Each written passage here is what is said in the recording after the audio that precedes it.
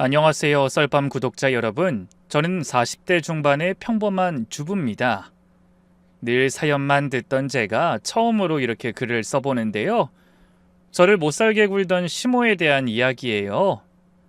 마지막에 시원한 복수 사이다가 준비돼 있으니 꼭 끝까지 들어주세요. 그럼 시작해 보겠습니다. 저는 어릴 때부터 아버지 손에서 자랐어요. 제가 초등학교 3학년 때 어머니가 교통사고로 갑자기 돌아가셨거든요. 그때부터 아버지가 엄마 역할, 아빠 역할 다 해주셨죠. 당시 아버지는 철물점을 운영하고 계셨는데요. 가게 일로 바쁜 와중에도 매일 새벽 5시에 일어나 제 도시락을 싸주셨고요. 밤늦게 철물점 일 끝내고 와서도 제 숙제를 봐주시곤 했어요. 그뿐인가요? 제가 그날 하루를 어떻게 보냈는지, 친구들과 다투거나 선생님에게 혼나진 않았는지 늘 관심을 갖고 물어봐 주셨어요. 학부모 참관 수업도 결코 빠지지 않으셨는데요. 일이 아무리 바빠도 우리 딸 학교 가는 날인데 어떻게 안 가겠냐 라며 꼭 시간을 내주셨죠. 친구들이 어쩜 그렇게 다정한 아빠를 뒀냐고 다 부러워할 정도였네요. 하지만 제가 여자애라서일까요? 아무래도 종종 엄마의 빈자리를 느낄 수밖에 없었는데요. 특히 사춘기가 시작되면서부턴 더 그랬죠. 괜히 아버지한테 신경질만 부리게 되고 말도 섞기 싫고 그렇더라고요. 그런데도 아버지는 절 야단치긴커녕 묵묵히 뒤에서 기다려주셨어요. 그리고 결정적일 때 제게 손을 내밀어 주셨죠. 아마 제가 중학교 2학년 때였을 거예요. 어느 날 학교에서 돌아와 화장실에 갔는데 팬티에 빨간 핏자국이 묻어있는 거예요. 처음 보는 일이라 너무 놀라서 울음부터 터졌죠. 지금이야 그게 뭘 뜻하는지 알지만 그때까지만 해도 그런 일이 무지했기 때문에 바보같이 죽을 병에 걸렸는 줄 알았는데요. 덜컥 겁이 나니 머릿속에 떠오르는 건 아버지밖에 없더라고요. 바로 아버지한테 전화해 울면서 피가 난다고 얘기했고요. 제 전화 한 통에 철물점에서 일하던 아버지가 바로 집으로 뛰어오셨죠. 왜 그래 우리 딸? 어디 다쳤어? 아빠 저기 피가... 말도 제대로 못하고 훌쩍거리는 절 보시더니 아버지 얼굴이 잠깐 당황스러운 표정이 되셨어요. 그러다가 이내 아 그게 그거구나 하시면서 저를 안아주셨죠. 무서운 거 아니야. 우리 딸이 이제 여자가 된 거야. 여자가 됐다고? 응. 여자라면 다 네 나이 때쯤 겪는 일이야. 그러자 문득 학교 복원 시간에 2차 성징에 대한 수업을 들었던 게 생각나더라고요. 뒤늦게 얼굴이 붉어진 제게 아버지가 조심스럽게 물었죠. 배 아프진 않어? 좀 아픈 것 같아. 그래 잠깐만 기다려. 아빠가 약국 다녀올게. 그리고는 정말 급하게 약국으로 뛰어가시더라고요. 한 20분 뒤에 큰 봉지를 들고 오신 아버지가 제 방문을 살짝 열고 말씀하셨어요. 미정아, 아빠가 약사 아주머니한테 물어봤는데 이거 쓰면 된다는구나. 그리고 이건 배 아플 때 먹는 약이고 그 사용법은 설명서에 나와 있는데 모르는 거 있으면 언제든 물어봐. 봉지 안에는 생리대와 진통제, 심지어 속옷까지 들어있었어요. 이걸 다 일일이 산 거야? 창피했을 텐데. 아니 뭘 창피해, 우리 딸 일인데. 그리고 미정아, 이제부턴 매달 이런 날이 있을 거야. 아픈 날엔 아빠한테 말해. 무거운 거 들지 말고 찬 것도 먹지 말고. 알았지? 아버지는 그날 저녁에 미역국까지 끓여주셨어요. 인터넷에서 찾아보시고는 여자들 생리할 때는 미역국이 좋다더라 하시면서요. 맛은 글쎄요. 객관적으로 얘기하면 좀 짜고 비렸지만 그때만큼 맛있게 밥을 먹은 기억이 없어요. 아버지의 사랑이 조미료 역할을 한 거겠죠? 어쨌든 그런 아버지 덕분에 저는 엄마 없이도 별 부족함 없이 자랄 수 있었어요. 하지만 아무래도 경제적인 형편만큼은 어쩔 수가 없었는데요. 가계 매출이 나날이 떨어지면서 저희 부녀는 살던 집을 팔고 더 작은 집으로 이사 갔고요. 아버지는 목숨처럼 아끼던 자동차를 중고로 처분하셨죠. 저도 점점 철이 들면서 저희 집 형편을 마냥 외면할 수가 없었어요. 그래서 고등학교 3학년 때 진로 상담을 받는데 담임 선생님이 대학 진학을 권하셨거든요. 제 성적이면 서울에 있는 대학도 충분히 갈 수 있다고요. 하지만 저는 고개를 가로저었어요. 아버지 혼자서 대학 보내려면 얼마나 힘들까 싶었거든요. 아버지한테도 먼저 말씀드렸어요. 아빠, 나 대학 안 갈래. 빨리 취직해서 돈 벌고 싶어. 제 말에 아버진 깜짝 놀라셨어요. 아니, 뭔 소리야, 미정아. 집안 형편 때문에 그러는 거면 그런 말 하지 마. 아빠가 어떻게든 학비 마련해 줄 테니까 대학 가야지. 아니야, 아빠. 나 원래 공부에 흥미가 없었어. 차라리 빨리 사회생활 시작하는 게 나을 것 같아. 거짓말이었지만 때론 하얀 거짓말도 필요한 법이잖아요. 집안 형편이 어떻다는 둥 괜한 말로 아버지를 아프게 하고 싶지 않았어요. 그렇게 저는 고등학교 졸업하고 바로 작은 제조업체에 취직했죠. 첫 월급을 받자마자 백화점으로 달려가서 아버지 내복 세트랑 양말을 샀어요. 그리고 월급 봉투째로 아버지께 드렸죠. 아빠, 내 첫 월급이야. 내가 주는 첫 용돈이니까 이걸로 아빠 하고 싶은 거 다 해. 저는 아버지가 기뻐하실 줄 알았는데요. 웬걸 아버진 그 봉투를 받아들고는 펑펑 우시더라고요. 우리 딸이 언제 이렇게 컸나? 네 친구들은 다 대학 다니면서 한창 젊음을 즐기고 있는데 미안하다. 아빠가 대학도 못 보내주고. 아빠, 그런 말 하지 마. 내가 안 간다고 한 거잖아. 난 대학 안 간 거 정말 후회 안 해. 그런 말 마라. 아빠가 하나뿐인 딸 속도 모를까? 바보같이 착해 빠져선. 제 마음을 다 알고 있다는 듯 아버지가 저를 끌어안았어요. 그러자 갑자기 저도 눈물이 나더군요. 그렇게 저희 부녀는 서로를 끌어안고 한참을 울었더랬죠. 그 뒤로도 한동안 제 인생의 남자라고는 아버지가 전부였는데요. 직장 생활을 한 지 6년쯤 됐을 무렵 남편을 만나게 됐어요. 제가 당시 다니던 회사가 작은 제조업체였는데 남편이 다니던 대기업과 거래처 관계였거든요. 남편이 저희 회사에 업무차 몇 번 오면서 자연스럽게 얼굴도 익히고 말을 나누게 됐죠. 그래봤자 처음엔 그냥 안녕하세요 인사하고 일 얘기나 하는 정도였는데요. 몇 번 마주치다 보니 남편이 먼저 커피 한잔 하자고 하더라고요. 그렇게 커피 한 잔이 밥이 되고 술이 되고 그 뒤로도 남편은 계속해서 제게 만나자고 했고요. 5번째로 만났을 무렵 제게 사귀자고 하더군요. 솔직히 처음엔 믿기지 않았어요. 그래서 조심스럽게 물어봤죠. 저 같은 사람을 왜 만나려고 하는 거예요? 저는 영수 씨랑 달리 계약직이고 대학도 못 나왔고 특출나게 예쁜 것도 아닌데요. 그랬더니 남편이 웃으면서 그러더라고요. 미정 씨, 그런 게 중요한가요? 전 다른 여자들 만나봐도 다 비슷비슷해 보이거든요. 근데 미정 씨는 뭔가 달라요. 말할 때도 꾸미지 않고 솔직하게 하시고 웃을 때도 진짜 마음에서 우러나는 것 같고요. 그런 게 좋아요. 전 잘 모르겠어요. 솔직히 전 영수 씨 같은 분이 저를 좋아하실 줄 몰랐어요. 왜요? 미정 씨가 얼마나 좋은 사람인데요. 좀 더 자신감을 가져요. 남편은 제 자존감 지킴이었어요. 만나면 늘 예쁘다, 최고다, 사랑한다 같은 표현들을 아낌없이 해줬죠. 저는 점점 더 남편에게 마음이 갔고요. 여유가 넘치면서도 다정한 남편의 모습에 결혼까지 생각하게 됐어요. 저희 아버지도 남편을 마음에 쏙 들어 하셨고요. 하지만 한 가지 난관이 있었죠. 바로 시부모님이었어요. 당연한 말이지만 시부모님은 남편에 비해 여러모로 부족한 게 많은 저를 마음에 들어하지 않으셨어요. 처음 만났을 때 시어머니는 저를 위아래로 훑어보더니 그러셨죠. 얘가 그 애구나. 사진보단 낫네. 감사합니다, 어머님. 벌써부터 어머님이라니? 난 아직 우리 영수 짝으로 너 허락 안 했다.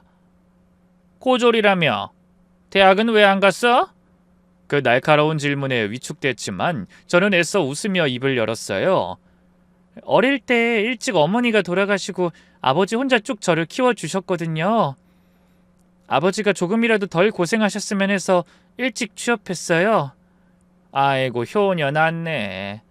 아무리 그래도 요즘 같은 시대에 고졸이라니. 아유, 그럼 애라도 잘 낳고 살림이나 잘해야겠네.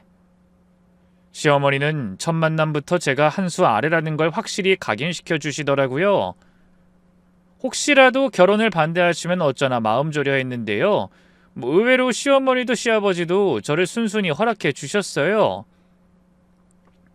제가 마음에 들어서 그런 게 아니었어요. 나중에 시어머니가 제게 그러셨거든요. 대학 나온 똑똑한 년들은 시부모 말 안 듣고 자기 주장만 세거든. 근데 너처럼 고졸의 집안 배경도 별로이내면 순종적으로 시집살이 잘하지 않겠니? 기대하마. 그 말에 얼마나 큰 상처를 입었는지 몰라요. 결혼식 준비할 때도 참 힘들었어요. 혼수며 예단이며 전부 시댁 기준에 맞춰야 했죠. 제가 모은 돈으론 어림도 없어서요. 아버지는 빚까지 내서 혼수와 예단을 준비해 주셨어요. 우리 딸 시집 가서 무시당하면 안 된다. 라면서 말이죠. 그런 아버지를 생각해서라도 잘 사는 모습만 보이고 싶었어요. 남편이 외동아들이라 어쩔 수 없이 시부모님과 합가를 하게 됐는데요. 신혼 초에는 그래도 나름 괜찮았어요. 남편도 여전히 다정했고 시댁 식구들도 새댁이니까 하면서 어느 정도는 봐줬거든요. 하지만 시간이 지날수록 시어머니의 본색이 드러나기 시작했어요. 제가 직장 생활을 하는 걸 뻔히 알면서 모든 집안일을 제게 다 떠넘긴 건 물론이고요. 살림을 가르친다는 명목으로 저를 못살게 굴기 시작했죠. 내가 새벽 6시에 일어나거든? 근데 며느리가 시애미보다 늦게 일어나면 되겠니? 넌 앞으로 무조건 5시에 일어나서 아침밥부터 준비해라. 5시요? 왜, 못하겠어? 그게요, 어머님. 저도 회사를 다니는 입장이다 보니까 그건 내 알 바 아니지. 회사 핑계로 며느리 노릇 못하겠다 소리 할 거면 때려치든가. 시어머니는 제가 회사를 다니는 것도 못마땅히 했어요. 하지만 저는 어렵게 들어간 회사였고 막 실력을 인정받아 승진한 상태였기 때문에 그만두고 싶지 않았거든요. 그래서 집안일을 병행하면서 힘들게 회사 생활을 계속했는데요. 시어머니는 그게 마음에 안 들었던 건지 갈수록 저를 더 심하게 괴롭히기 시작했어요. 모든 빨래를 다 손빨래 시키기도 하고요. 밑반찬도 재활용하지 않고 매 끼니마다 새 걸로 차려내라 야단이었죠. 그뿐인가요? 제가 회사에 있을 때도 수시로 전화해 이거 해라 저거 해라 명령하기 바빴네요. 처음엔 남편이 저를 감싸주려고 했어요. 엄마, 미정이도 직장 다니는데 너무 힘들어해요. 좀 봐주세요. 그럼 시어머니가 펄쩍 뛰더라고요. 아유, 얘 봐라. 결혼했다고 지 색시판 만들고. 영수, 너 결혼하고 나서 완전히 달라진 거 알아? 엄만 이제 찬밥이다 이거지? 아유, 엄마, 그런 게 아니라. 아니긴 뭐가 아니야?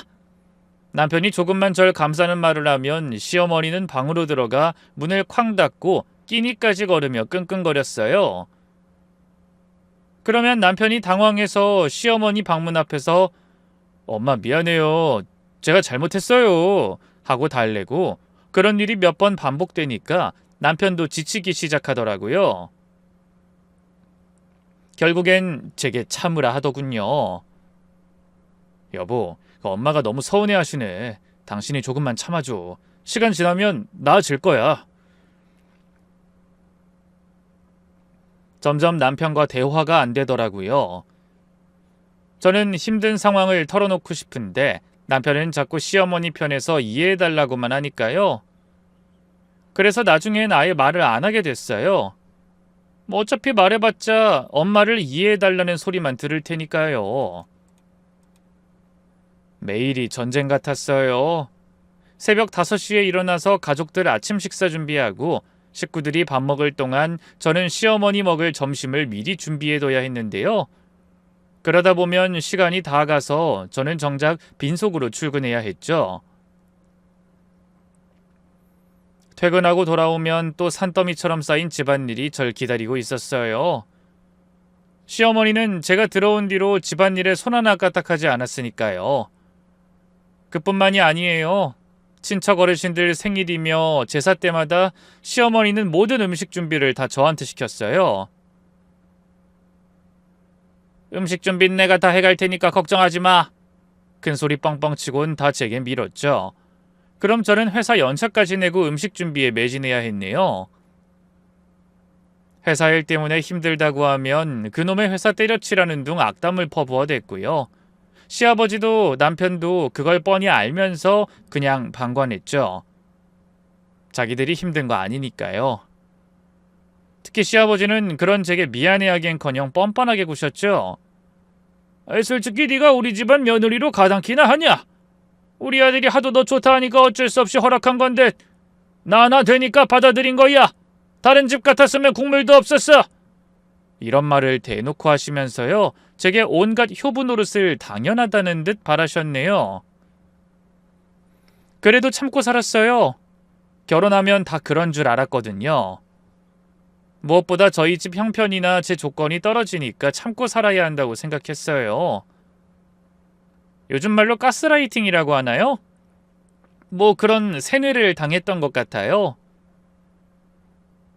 제가 부당한 대우를 받으며 산다는 것도 점점 잊게 됐죠. 하지만 그런 와중에도 참기 힘들었던 게 있어요. 바로 아버지에 대한 문제였죠. 시부모님은 제가 아버지와 연락하는 것조차 마음에 안 들어 하셨어요. 혹시라도 제가 자기들이 한 짓을 일러 바칠까봐 걱정이 된 건지 뭔지. 결혼한 여자는 출가 외인이라면서 안부 전화조차 못하게 했고요. 명절에 하루 가 있는 것도 못마땅히 하셨죠. 결정적으로 화가 난 건 작년 추석 때였어요. 친정아버지가 감기가 심해져서 폐렴으로 입원하셨거든요. 전 당연히 제가 병원에 가서 간병을 해야 한다고 생각했어요. 하나뿐인 딸이었으니까요. 하지만 시어머니는 노발대발하더군요. 추석에 며느리가 친정을 간다고? 그럼 차례상은 누가 준비해? 시집 온 몸이 본분을 잊으면 안 되지. 어머님, 그치만 아버지가 많이 아프시잖아요. 자식이라곤 저 하나뿐인데. 당장 죽을 병 걸린 것도 아니고 폐렴이라며. 병원에 입원해서 치료도 받고 있고. 근데 뭐가 문제야? 너 아니면 차례상 못 차린다. 친정 갈 생각하지 마. 괜히 출가 외인이란 말이 있는 줄 알아? 그날 밤 저는 정말 많이 울었어요. 아버지가 혼자 병원에 계시는데 딸인 저는 가지도 못하고 너무 속상하더군요. 남편도 제 편이 아니었어요. 엄마가 저렇게까지 완강하게 나오는데 굳이 분란을 만들어야겠어? 아버님 괜찮으시다며 그냥 간병인 쓰자, 응? 그걸 말이라고 해? 딸인 내가 멀쩡히 있는데 왜 남인 간병인을 써? 그리고 우리 아빠 당연히 딸이나 사위한텐 괜찮다고 하시지. 실제로 괜찮을지 아닐지는 아무도 모르는 거야. 그날도 짐을 싸서 친정으로 가려고 했는데요. 남편이 그걸 알고 여우같이 아버지에게 전화를 넣어서요. 아버지가 먼저 전화가 왔어요. 박서방한테 얘기 들었다. 올 필요 없대도. 아빠는 정말 괜찮아. 그 사람이 아빠한테 전화까지 했어? 아니, 그냥 나 걱정되니까 몸 상태 물어보면서 얘기가 나온 거지. 어쨌든 괜히 오지 마, 미정아. 아빠는 혼자서도 괜찮으니까. 아버지의 거듭된 만류에 결국 저는 짐을 풀 수밖에 없었어요. 아버지의 당부도 당부지만 남편이나 시부모님과 불화가 있다는 걸 아버지에게 알리고 싶지 않았거든요. 다행히 아버지는 며칠 뒤 건강하게 퇴원하셨고요. 저 역시 한시름 놓을 수 있었네요. 그러던 어느 날이었어요. 어느 주말 오후 남편은 친구들과 약속이 있다면서 나갔고요. 시아버지 역시 모임이 있다고 자리를 비워 시어머니와 단둘이 집에 있는데 인터폰이 울리더라고요. 그런데 시어머니가 모니터로 방문객 얼굴을 확인하더니 갑자기 얼굴이 하얗게 질리는 거예요. 어머님, 왜 그러세요? 물어봤는데 시어머니가 벌벌 떨면서 제 손을 잡더군요. 난 지금 집에 없는 거다. 알았지? 네? 갑자기 그게 무슨... 아니 나 없다고 하라고! 아니 죽었다고 해! 시어머니는 그 말만 남기고 급하게 안방으로 숨어버리시더라고요. 그 와중에 인터폰이 계속 울려서 결국 제가 받았어요. 누구세요? 안녕하세요. 박영자 언니 댁 맞죠? 네 맞는데요. 어떤 일로... 저 정미숙이라는 영자 언니 아는 동생인데요. 잠깐 문 좀 열어주세요. 영자 언니랑 할 이야기가 있어서 찾아왔어요. 뭔가 이상하더라고요. 시어머니 표정도 그렇고 그 아주머니 목소리도 심상치 않았어요. 잠시만요 하고 안방으로 가서 시어머니께 말씀드렸어요. 어머님, 정미숙이라는 분이 찾아오셨는데 어떻게 할까요? 없다고 하라고 했잖아! 절대 문 열어주지 마! 저는 고민하다 밖으로 나가 인터폰이 되고 다시 말했어요. 죄송하지만 어머님이 지금 집에 안 계셔서요. 나중에 다시 와주세요. 영자 언니, 있는 거 다 알고 있어요. 문 안 열어주시면 여기서 계속 기다릴 수밖에 없어요. 아니, 차라리 경찰을 불러야 하나? 그게 낫겠냐고 전해줘요. 시어머니에게도 그 말이 들렸나 봐요. 갑자기 안방에서 번개처럼 튀어나오더니 문을 열어주더군요. 문 밖에는 50대 정도로 보이는 아주머니가 서 있었는데 표정이 험악하더라고요. 이거 봐, 집에 있을 줄 알았어. 경찰? 너 진짜 경찰 불렀어? 시어머니의 얼굴은 그새 완전히 새파래져 있었어요.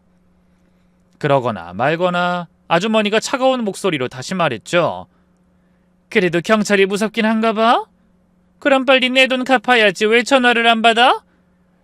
내가 오죽하면 집까지 찾아왔겠어? 무슨 소리 하는 거야? 나가! 당장 나가라고! 언니, 이렇게 나오면 곤란해. 나랑 약속한 거 기억 안 나? 매달 60만 원씩 갚기로 했잖아. 근데 벌써 6개월째 연락이 안 되니까 이럼 나도 가만히 있을 수가 없지. 1,000만 원이라는 큰 돈을 떼었는데.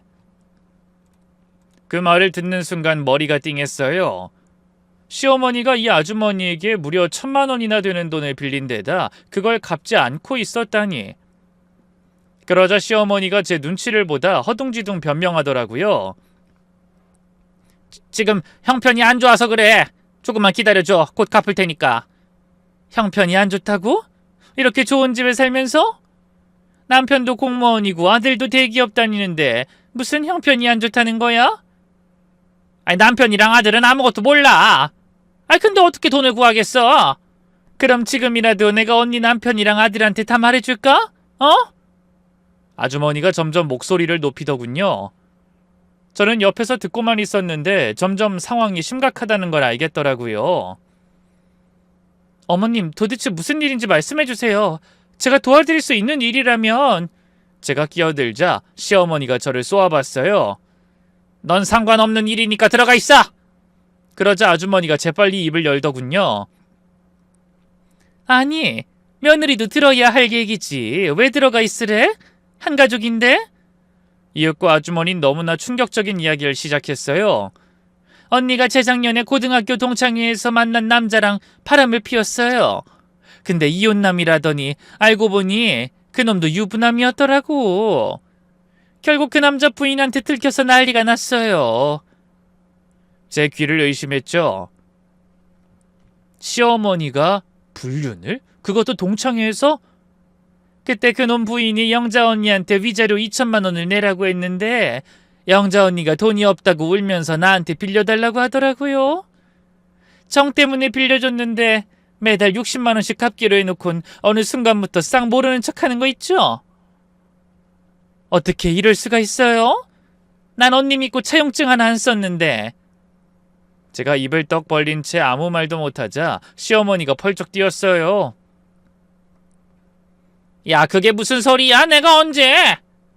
하, 이런 식으로 잡아떼시겠다. 내가 그놈 와이프 전화번호 갖고 있는 거 모르지? 그놈이랑 그놈 와이프랑 언니 남편 삼자대면 시켜줄까? 언니 남편 아직도 아무것도 모르지? 그 말에 시어머니의 안색이 하얗게 질렸어요. 아, 안 돼. 미숙아, 제발 그것만은. 남편이 알면 나 진짜 죽어. 바로 이혼당할 거라고. 그럼 내 돈 빨리 갚아. 내가 언제까지 사정을 봐줘야 하는데? 제발 좀만 기다려줘. 정말 곧 갚을 테니까. 그게 대체 언젠데? 구체적인 날짜 얘기해. 그러자 시어머니는 말문이 막혀 아무 말도 못했어요.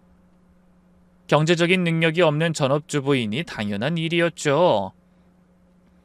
저는 그 광경을 보면서 복잡한 기분이 들었어요. 시어머니가 절 그렇게 괴롭히면서 뒤로는 또 이런 추악한 일을 벌이고 있었다니. 제 골똘한 얼굴을 보며 무슨 생각을 한 걸까요? 갑자기 시어머니가 제 앞에 무릎을 꿇었어요. 미정아, 네가 나 좀 도와주렴. 네? 제가요? 그래, 제발 부탁이다. 나 돈 조금만 빌려줘. 100만 원, 아니 60만 원이라도 좋으니까. 일단 이 여자 돌려보내야 하지 않겠어? 네 시아버지랑 영수가 알면 얼마나 충격이 크겠어.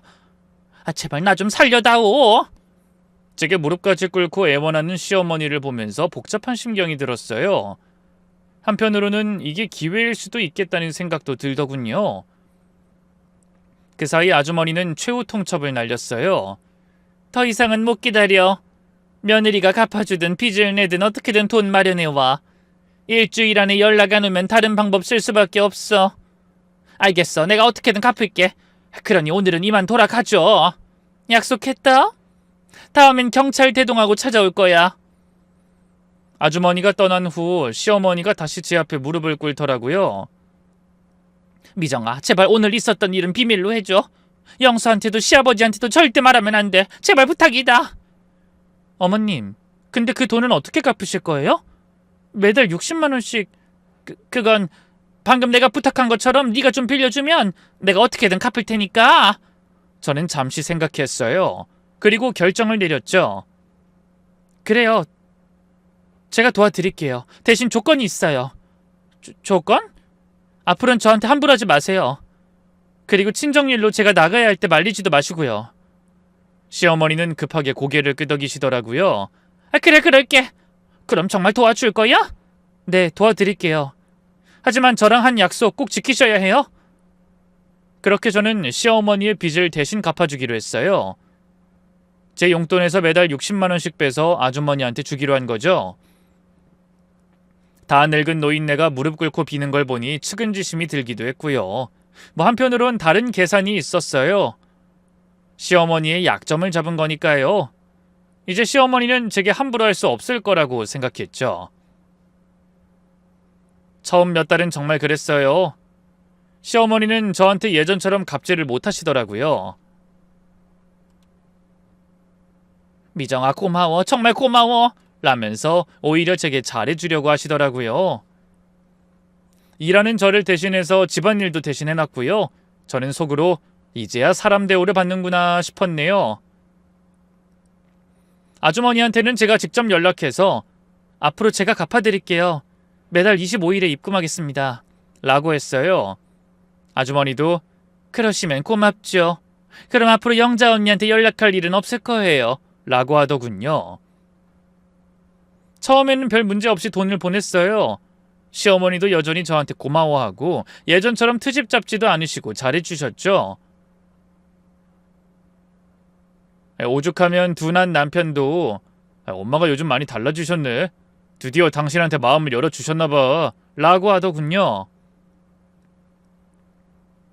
속으로 코웃음을 쳤네요. 하지만 인간이란 그렇게 쉽게 바뀌는 동물이 아니잖아요.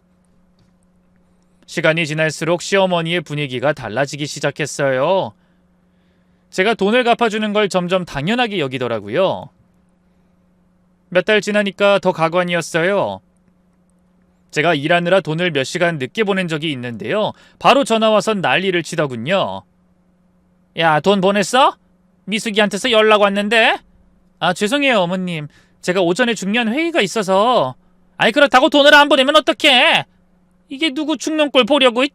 얼른 당장 보내! 그 적반하장식 태도에 기가 막혔어요. 그뿐인가요? 시어머니는 점점 집안일도 다시 등한시하기 시작했어요. 저한테 대놓고 하라고는 말 못하는데 제가 할 때까지 버티고 또 버티더군요. 그뿐인가요? 제 외모가 어떻다는 둥, 학력이 어떻다는 둥 다시 트집을 잡기 시작했죠. 결국 저는 화가 나서 따져 물었죠. 어머님, 약속하신 거 잊으셨어요? 무슨 약속? 제가 도와드리는 대신 저한테 함부로 하지 말라고 하셨잖아요.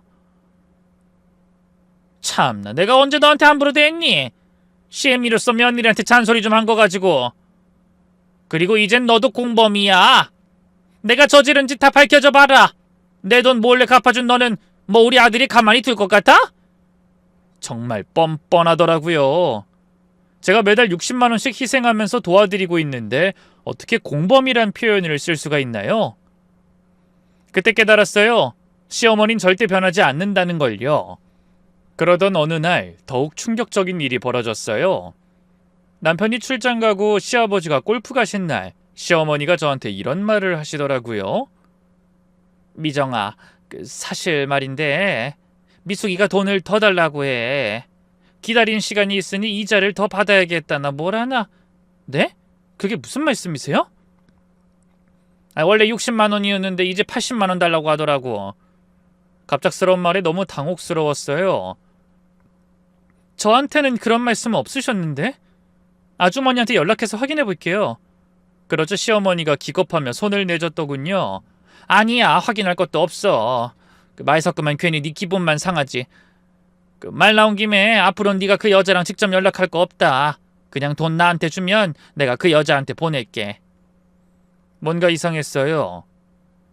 시어머니 표정도 그렇고 말투도 어색하고 혹시나 해서 아주머니한테 직접 전화해봤죠. 아주머니, 혹시 이자까지 쳐서 돈 더 받으시겠다고 했나요? 네? 무슨 말이에요? 그런 얘기한 적 없는데요? 아니, 저희 어머님 말로는 앞으로 80만 원씩 보내라고 했다고. 전 그런 말 한 적 없어요. 원래대로 60만 원이면 됩니다. 역시나 시어머니가 거짓말을 하신 거였어요. 그 돈을 어디에 쓰시려고 그랬는진 모르겠지만 저를 속여서 돈을 더 뜯어내려고 한 거였죠. 기가 막히더군요. 그날 밤 시어머니한테 바로 따져 물었어요. 어머님, 아주머니한테 확인해봤는데 자기는 그런 말 한 적 없다고 하던데요? 그냥 60만 원씩 갚으래요. 아, 그래? 내가 잘못 들었나 보네. 아이, 근데 넌 또 뭘 그걸 확인까지 했어. 그 여자랑 말 섞지 말라니까. 뻔뻔한 시어머니의 태도에 화가 났어요. 차라리 솔직하게 용돈이 필요해 그랬다고 하면 그냥 드렸을 거예요. 근데 그 적반하장식 태도에 저도 치사하게 나가게 되더군요. 솔직하게 말씀하세요. 앞으로 돈 어머님한테 달라고 하던 것도 그렇고 20만 원 빼돌릴 생각이었던 거죠? 그러자 시어머니 표정이 확 바뀌더라고요. 뭐? 빼돌려? 야, 그깟 20만 원 푼돈 빼돌려서 어디다 쓰게? 내가 뭐 거지니? 그럼 왜 거짓말을... 잘못 들은 거라고 했잖아. 애초에 내가 그렇게 말했으면 그냥 그런가 보다 하고 넘어가면 되지. 뭘 꼬치꼬치 따지고 들어? 뭐 그깟 푼돈 가지고 갑질하는 거야 뭐야? 어머님, 자꾸 푼돈 하시는데 그 돈 없어서 빚쟁이로 살던 게 누군데요? 빚쟁이? 이게 진짜... 어디 며느리가 시애미한테 그딴 식으로 말해? 누가 애미 없이 자란 년 아니랄까봐. 마지막 말이 제 가슴에 불을 질렀어요. 어떻게 그런 말을 할 수가 있는 건지 너무 화가 나더군요. 어머님, 지금 제가 어머님 빚을 대신 갚아드리고 있는 건데 어떻게 그런 말씀을 하세요? 뭐 꼴랑 60만 원 주면서 네가 나한테 은혜라도 베푼다는 거야? 고작 그깟 돈 가지고? 더는 안 되겠네요. 저 앞으로는 어머님 돈 안 갚아드려요. 아니, 못 갚아드려요. 그리고 지금까지 제가 갚아줬던 돈도 전부 돌려주세요. 안 그럼 아버님이랑 그 이한테 어머님이 저지른 추악한 짓 전부 다 말해버릴 거예요. 그러자 시어머니의 안색이 일순 변했어요. 너 그런 짓 했다간 말했잖아. 너도 이제 공범이라고. 영수가 널... 그 일로 그 이가 절 원망한다고 해도 상관없어요. 못하면 이혼할게요. 어차피 애도 없는데. 제가 진심이라는 걸 알자 시어머니가 더는 아무 말도 하지 못했어요. 그러다 갑자기 또 눈물을 쏟으면서 제게 애원하더군요. 미정아, 내가 잘못했다.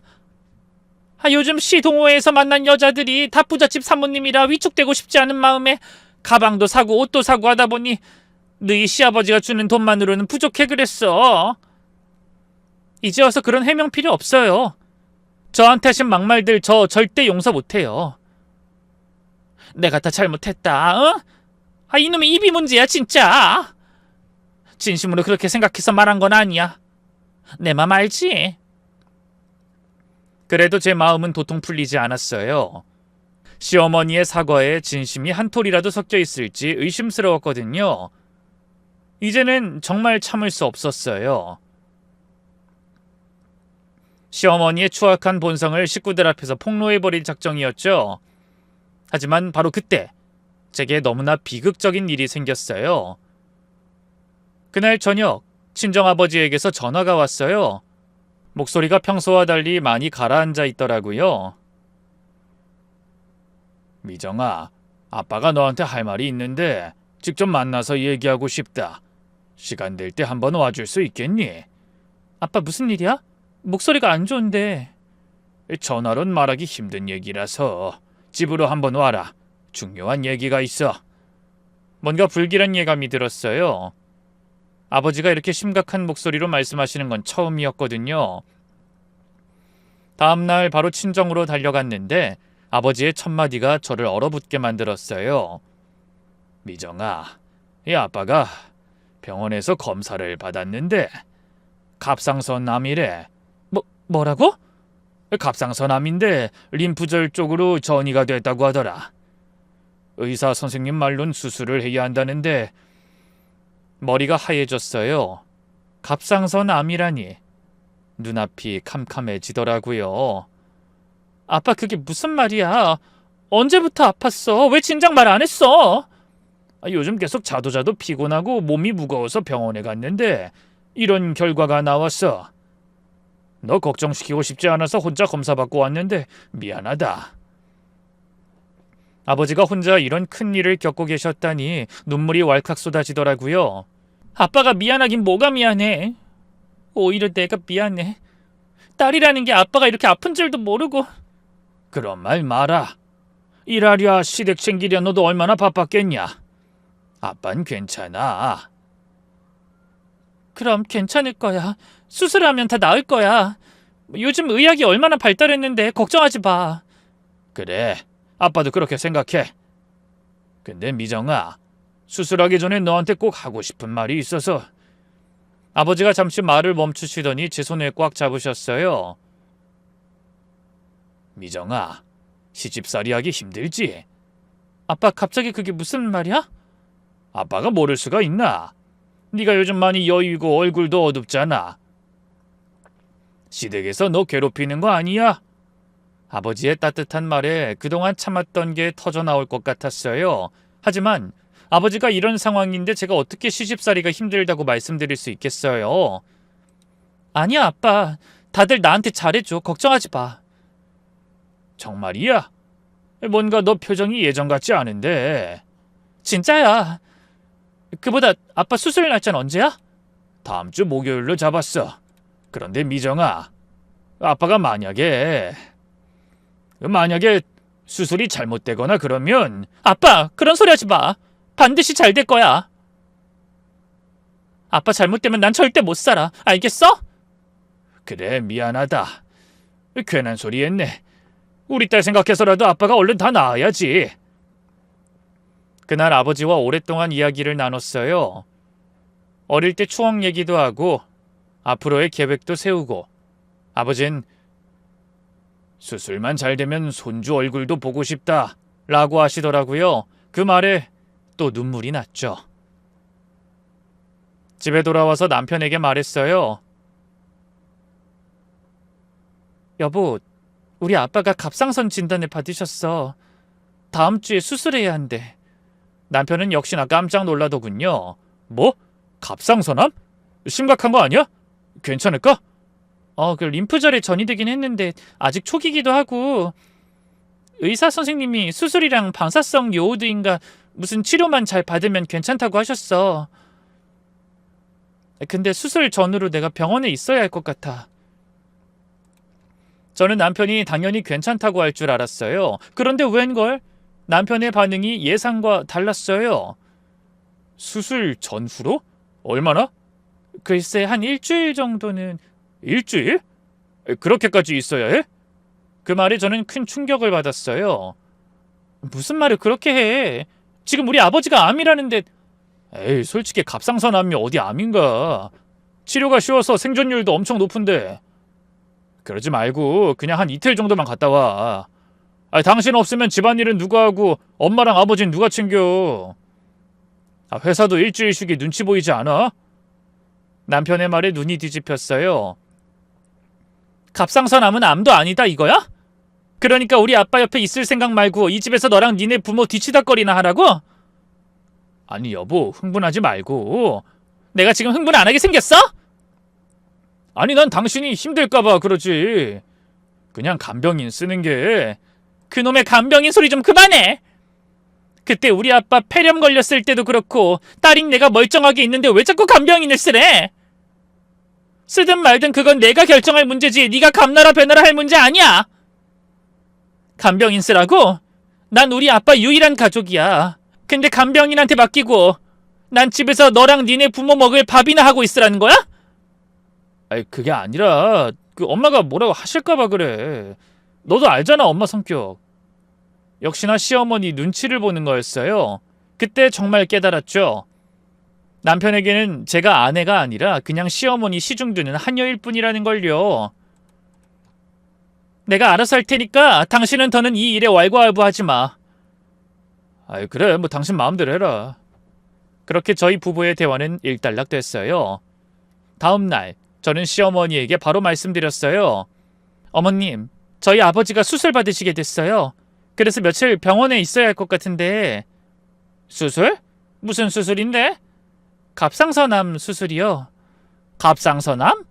그거 뭐 요즘은 암도 아니지 않나? 그 엄마의 그 아들이라고 시어머니는 남편과 똑같은 소리라더군요. 근데 며칠이나 있어야 하는데? 일주일 정도. 일주일이나? 그럼 너 회사도 쉬어야 할 텐데 월급은 제대로 나오는 거 맞니? 뜬금없이 제 월급을 묻던 시어머니가 문득 주변을 둘러보다 목소리를 낮췄어요. 내 빈 말이다. 제대로 갚아줄 수 있는 거지? 그 와중에도 자기 안위만 걱정하는 시어머니를 보면서 어이가 없더군요. 사실 더 이상 돈을 갚아줄 마음은 없었어요. 저는 시어머니의 비밀을 폭로하기로 이미 마음을 먹은 상태였고 그동안 빌려준 돈도 전부 남편이나 시아버지한테 받아낼 작정이었으니까요. 하지만 지금은 시어머니와 괜한 실랑이로 시간을 소모할 때가 아니었어요. 저는 우선 고개를 끄덕였죠. 그 부분은 걱정 마세요. 일주일 빠진다고 월급이 확 주는 건 아니니까요. 그럼 저 다녀와도 되는 거죠? 그래라. 뭐 꼭 일주일이나 가 있어야 하는지 모르겠는데 너희 아빠 상태 봐서 괜찮다 싶으면 일찍 와. 내가 누누이 말했잖니. 며느린 출가 외인이라고. 그리고 넌 간병인 쓰는 거에 무슨 알러지가 있는 것 같던데. 요즘 간병인들 잘한다더라. 네. 생각해 볼게요. 대충 대답하고는 바로 짐을 쌌어요. 그리고 친정으로 가서 아버지 입원 수속을 함께 밟고 쭉 그 곁을 지켰죠. 아빠 내일 수술이야. 무섭지? 아빤 괜찮아. 근데 미정아, 너 아빠 옆에 계속 있어도 돼? 그냥 간병인 써도 되는데 시댁에서도 뭐라고 할 거 아니냐? 괜찮아 아빠. 아무 말 안 했어. 오히려 어머님 아버님 두 분 다 아빠 걱정하면서 빨리 나으라고 하더라.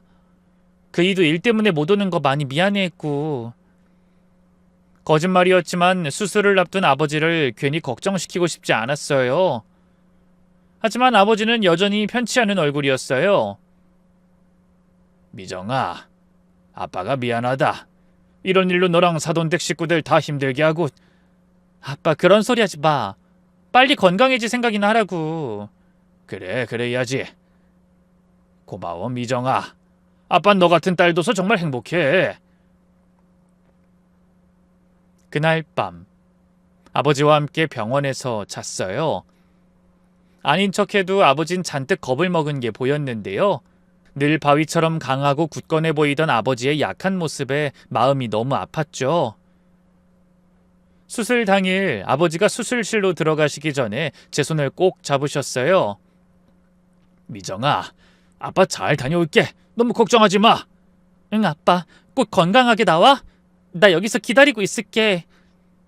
수술은 무려 6시간이나 걸렸어요. 저는 그 시간 동안 복도에서 기도만 했어요. 제발 아버지가 무사하게 나오시게. 그런 제 기도가 통한 걸까요? 아니면 하늘에 있는 우리 엄마가 아버지를 살펴봐 주신 걸까요? 다행히 수술은 성공적으로 끝났고요. 이튿날 아버지는 일반 병실로 옮길 수 있었어요. 그 사이 남편에게서 딱 한 번 연락이 왔는데요. 아버지 상태를 걱정하는 것도 아니고 집에 언제 오냐는 연락이었죠. 아니, 당신 도대체 언제 와? 말했잖아. 일주일 정도는 걸린다고. 뭐? 아니 진짜 일주일 꽉 채울 셈이야? 지금 엄마도 아버지도 당신 찾고 난리도 아니야. 뭐 어차피 집안일 때문에 그런 거 아니야. 당신이 좀 하면 안 돼? 내가 어떻게 해. 나도 당신 없으니까 뭐 간장이 어디 있는지 내 양말은 어디 있는지 아무것도 모른다고. 그냥 빨리 와. 장인어른 수술도 잘 끝났다며. 정말 어이가 없었어요. 제 아버지가 암 수술로 입원해 있는데 다른 것도 아니고 자기들 불편하다고 저더러 빨리 오라니. 지금 그걸 말이라고 해? 우리 아빠 다른 것도 아니고 암 수술 받은 거야. 또 갑상선암은 암이 아니라는 등 그딴 소리 할 거면 전화 끊어. 그건 내가 실언했어. 미안해. 근데 엄마랑 아버지가 계속 당신을 찾는 걸 어떡해. 그냥 언제쯤 올 수 있는지만 말해줘. 말했잖아. 일주일은 있어야 한다고. 더는 전화하지 마. 전화를 끊고 나니 더 마음이 쓸쓸했어요. 이런 힘든 순간에 남편조차 제 편이 아니라니 역시 이혼밖엔 답이 없다는 생각이 들었네요. 아버지 가슴에 대못을 박는 것 같아 그동안 계속 미뤄두고 있었지만 이젠 결단을 내려야 할 것 같았어요. 그 뒤로도 남편에게 계속 집에 언제 오냐는 연락이 왔지만 저는 아버지 곁을 떠날 수 없었어요. 아버지는 제게 세상에서 가장 소중한 분이셨으니까요.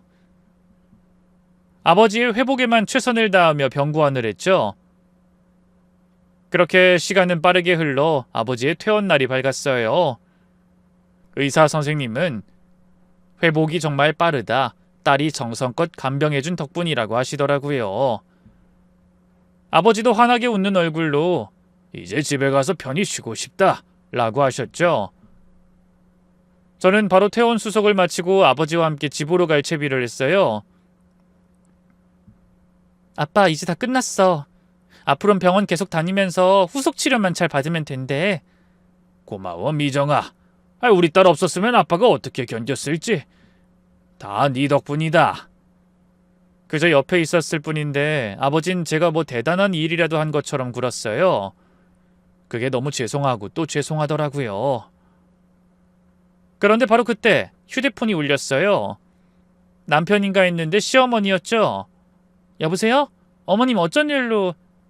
너 도대체 언제까지 거기 있을 거야? 빨리 집으로 와! 목소리부터 험악했어요. 제게 잡힌 약점 때문에 좀 눈치를 보면서 죽어있는다 했더니만 그 성격이 어디 가나요? 더는 못 참고 폭발한 것 같았죠.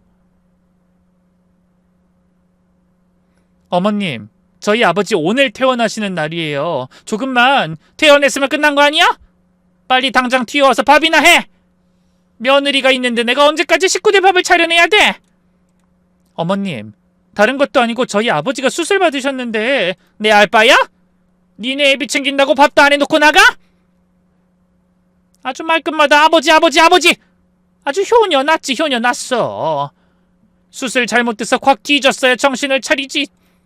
그 순간 제 안에서 무언가가 터졌어요. 다른 건 몰라도 아버지한테 그런 막말을 하다니 지난 몇 년간 참아왔던 모든 분노가 한순간에 폭발했죠. 어머님 잠깐만요. 제가 바로 못 가니까 대신 특별한 손님 보내드릴게요. 뭐? 무슨 손님? 가사 도우미라도 보내겠다는 거야? 비슷해요. 곧 가실 거예요. 아마 어머님이 정말 반가워하실 분일 거예요. 전 전화를 끊고 바로 어머니에게 돈을 빌려준 아주머니에게 연락했어요. 아주머니, 저 박미정입니다. 지금까지 어머님 빚 대신 갚아드렸던... 네, 무슨 일이세요? 사실은요, 저 이혼하기로 했어요. 그래서 앞으로는 그 돈 못 갚아드릴 것 같아요. 받고 싶으시면 직접 어머님한테 가세요. 아니, 갑자기 이런 법이... 어머님 지금 제가 돈 안 갚겠다고 하니까 짐 싸서 도망칠 준비하고 있거든요. 빨리 가보셔야 할 거예요. 돈 마저 받으려면.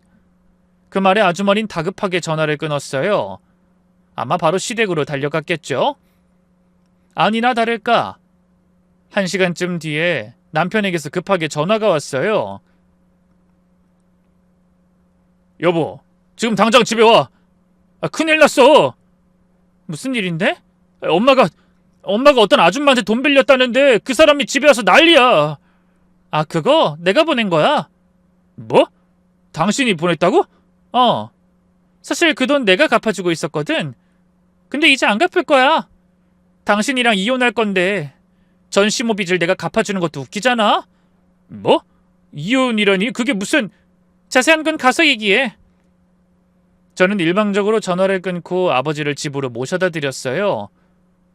그리고 이웃집 아주머니에게 아버지를 부탁한 뒤 홀로 시댁으로 향했죠. 결판을 내야 할 때가 왔으니까요. 현관문을 열자 기대했던 대로 아수라장이 펼쳐져 있더군요. 아주머니는 빨리 돈 내놓으라고 열변을 토하고 있었고요. 시어머니는 무릎을 꿇고 덜덜 떨고만 있었어요. 뒤늦게 절 발견한 시어머니가 제게 무릎으로 기어와 말했죠. 미정아, 내가 잘못했다. 다 잘못했어. 그러니까 제발 저 여자 좀 데려가라. 제발. 내가 이렇게 부탁하마. 어떻게 저 여자를 우리 집에 보낼 생각을 해? 해도 해도 너무한 거 아니니? 이 정도로 너무하다고 하긴 이르죠. 저는 매달리는 시어머니를 모질게 뿌리쳤어요. 그러자 얼빠진 채 그 광경을 보고 있던 남편이 그러더군요. 여보, 이 아주머니가 하는 말 다 사실이야? 진짜 우리 엄마가 유부남이랑 바람을 폈어? 다 사실이야. 그러자 시어머니가 악을 썼어요. 다 거짓말이야! 천연이 나 마음에 안 든다고 이 여자랑 짜고 거짓말하는 거라고! 내가 바람을 피우다니! 그 옆에 언니한테 위자료로 돈을 뜯겼다니! 다 거짓말이야! 역시나 시어머니는 쉽게 자기 죄를 인정하지 않더군요. 하지만 저도 그냥 호구처럼 시어머니 돈만 갚아준 게 아니었어요. 그동안 나름 치밀하게 시어머니를 보내버릴 증거를 모으고 있었죠. 저는 시어머니가 바람피운 상간남의 아내에게 받은 서류를 꺼내 남편과 시아버지에게 내밀었어요. 자, 보세요. 어머님이 상간녀 소송 걸렸고 위자료조로 1,000만 원 배상 판결 나온 것과 관련된 서류니까 이걸 봐도 못 믿겠다면 어머님이 바람피운 그 남자랑 그 남자 와이프까지 다 데려올게요. 제 말에 시아버지는 입술을 깨물며 시어머니를 노려봤어요. 지금 며느리 말이 다 사실이야? 당신 정말로 날 두고 그런 더러운 짓을 했어? 여보, 그게... 심지어 위자료 때문에 다른 사람한테 빚까지 줘? 이게 대체 무슨 집안 망신이야? 여보, 내가 잘못했어요. 근데 일부러 그런 게 아니라... 그 입안 닥쳐! 가부장적인 시아버지는 시어머니의 바람을 결코 용서하지 못했어요. 시어머니의 말은 제대로 들어보지도 않고 마구잡이로 때리기 시작했죠. 저는 꼴 좋다는 마음으로 시어머니가 맞는 걸 지켜봤어요. 그러다 남편에게 말했죠. 우리도 이혼하자. 뭐? 갑자기 이혼? 갑자기가 아니야. 오래전부터 생각해온 일이야. 당신이 그동안 나한테 한 짓을 생각해봐. 아니, 내가 뭘 어쨌다고... 진심으로 그렇게 생각해? 날카로운 제 물음에 남편은 찔끔한 얼굴로 아무 말도 못했어요. 그렇게 저는 남편과 이혼 수속을 밟았고요. 시어머니는 시아버지에게서 이혼당했고 월세 30만 원짜리 원룸으로 쫓겨났어요. 시아버지가 재산 분할 때 최소한만 주고 나머진 다 가져가셨거든요. 나이 60이 넘어서 혼자 살게 된 시어머니는 마트에서 시간제 일을 하며 근근히 생활하고 있다고 해요. 결국 빚을 다 갚지 못해서 법적 조치까지 당했다고 하더군요. 남편은 이혼 후 혼자 시아버지를 모시게 됐어요. 저 때문에 집안일을 제대로 해본 적이 없던 남편이 이제 요리, 청소, 빨래를 다 혼자 해야 하는 상황이 된 거죠. 심지어 시아버지가 이혼 후 충격으로 풍이와 몸져 누웠거든요. 회사에서 돌아와 집안일하고 시아버지 병원 모시고 다니고 얼마나 힘든지 벌써 살이 10kg나 빠졌다고 해요.